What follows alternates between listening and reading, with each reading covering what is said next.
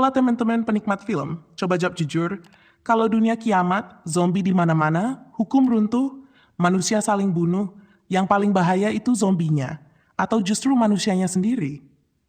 Nah, itulah pertanyaan utama yang dibawa 28 Years Later, The Bone Temple. Dan sumpah ya, ini bukan film zombie biasa.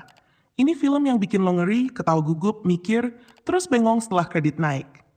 Film ini langsung ngelanjutin ending 28 Years Later, di mana Spike, bocah survivor terakhir, ditangkap sama kelompok cult pemuja setan yang dipimpin si psikopat karismatik, Sir Lord Jimmy Crystal.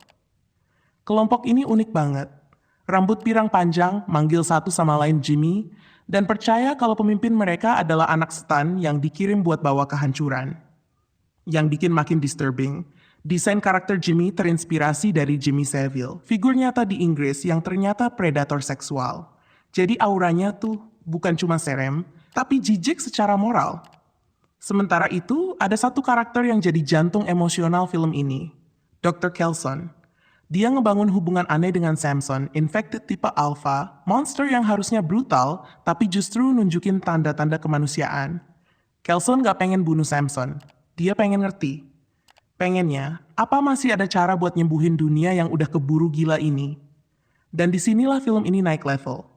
Yang bikin The Bone Temple beda adalah caranya main di dua ekstrem. Di satu sisi, brutal, sadis, goreng gak malu-malu, kepala dicabut, kulit dikulitin, darah muncrat. Tapi di sisi lain, film ini lembut, sunyi, penuh momen kemanusiaan yang aneh tapi hangat. Relasi Kelson dan Samson itu salah satu hal paling unik yang pernah gue lihat di film zombie. Bayangin, di dunia penuh pembantaian, ada orang yang masih nekat percaya kalau empati itu penting. Ini bukan cuma soal bertahan hidup. Ini soal, apa artinya tetap jadi manusia saat dunia udah berhenti jadi manusia.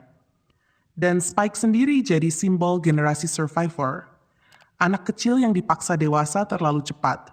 Bertahan hidup tanpa pernah benar-benar pengen membunuh. Film ini juga berani masuk ke tema agama dan sekte. Jimmy dan kelompoknya percaya kehancuran adalah misi suci. Mereka bunuh orang bukan karena lapar, tapi karena iman. Dan jujur aja ini jauh lebih serem daripada zombie lapar daging. Karena sejarah dunia nyata udah buktiin, manusia yang yakin dirinya benar secara moral bisa ngelakuin hal paling kejam. Ada satu adegan keluarga muda yang disiksa sama geng Jimmy. Itu bukan jump scare. Itu horor psikologis yang bikin dada sesek. Secara teknis, film ini cakep banget.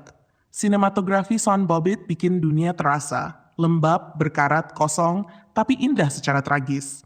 Kamera handheld bikin tiap pertemuan terasa raw dan gak aman. Sound desainnya gila.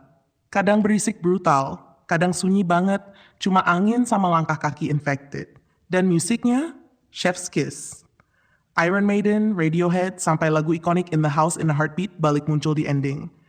Klimaks dengan The Number of the Beast itu mega, absurd, serem, dan epic dalam satu paket. Serius, ini salah satu klimaks film horor paling memorable beberapa tahun terakhir. Yang perlu lo ingat, franchise 28 dari dulu bukan ngomongin zombie bego jalan pelan. Ini tentang rage virus kemarahan yang bikin manusia kehilangan kendali emosi. Makanya infected di sini bukan monster kosong, mereka masih punya sisa kemanusiaan, makanya Samson bisa terhubung. Dan ini bikin horornya beda, lebih personal, lebih tragis.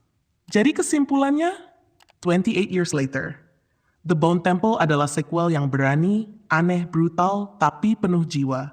Ini bukan film zombie buat cari adrenalin doang. Ini film yang ngajak lo mikir tentang iman, tentang empati, tentang kegilaan manusia, tentang harapan di dunia yang udah kebakar habis. Mungkin gak semua orang bakal suka, karena ritmenya lebih pelan, lebih filosofis, lebih gelap secara tema. Tapi buat lo yang capek sama formula zombie kejar-kejaran doang, ini tontonan wajib. Dan yang paling penting, film ini nutup dengan setup yang bikin lo langsung mikir, gue butuh film ketiganya sekarang. Bye-bye! Dope.